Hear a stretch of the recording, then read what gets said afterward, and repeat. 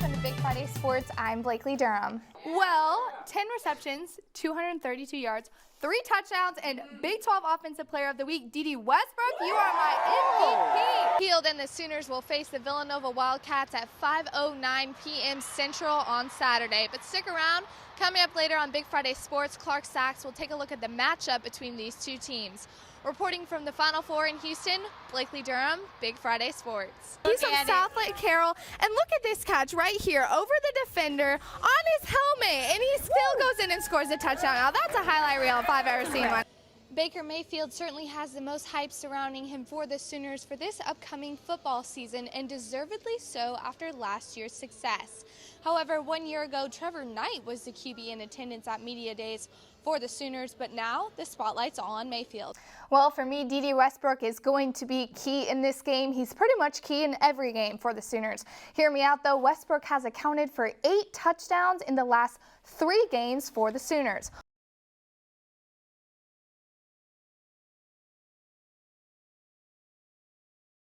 OU faced their biggest loss tonight against Villanova in the Final Four, but that's no indication of how the rest of this season went. The 3 starting seniors for this team not only changed the culture of OU basketball, but left an impact that will be remembered forever. Disappointed for our guys to have this as the seniors' last game. They've done so many great things and meant so much to the program and changed the culture, and will impact us in a really good way for a lot of years to come. But still, we own this today, and it's not something we feel good about. I had a blast. Got to play in front of my family and friends. Got to play with all these guys and turn it around and put it back on the map. I'm just happy for the program, man. We work so hard, and the guys coming up as being following in our footsteps. So I feel it's gonna pick up where we left, and guys gonna use this loss as motivation, because. And I think we got pieces coming in that can help us get back to the Final Four. Now, although the sting of this loss may last a while, it won't last forever. And remember, Sooner fans, there's always next year. Blakely Durham, OU Nightly.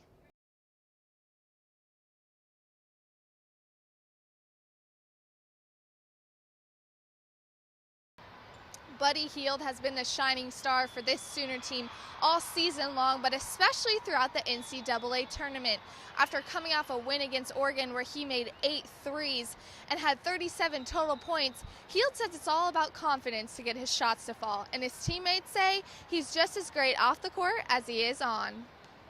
Just all confidence, really, and just believing I can make the shot. And I'm tired when people guard me too close to the line. They're so tight on me, so I just shoot it that far so so that they be able to guard me up there, and I'll be able to drive past them and make a play for my teammates.